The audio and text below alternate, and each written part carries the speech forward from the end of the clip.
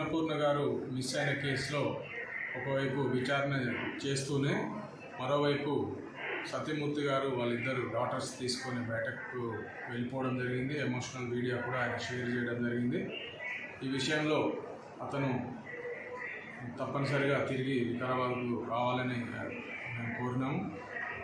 వాళ్ళ కూతుళ్ళ భవిష్యత్తు దృష్ట్యా ఆయనను ఇక్కడికి తిరిగి వచ్చేయమని కోరుతా ఉన్నాము. అలాగే అతను ఎక్కడ వెళ్ళాడనే విషయంలో కూడా దర్యాప్తు చేయడం జరిగింది.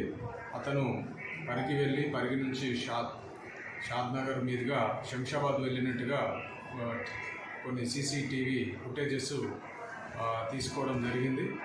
అక్కడ నుంచి ఇంకా ముందుకు వెళ్ళి ప్రయత్నం ఎక్కడ వెళ్ళాడు, ఎటువైపు వెళ్ళే అవకాశం ఉందని పూర్తి స్థాయిలో దర్యాప్తు చేస్తూ ఉన్నాము.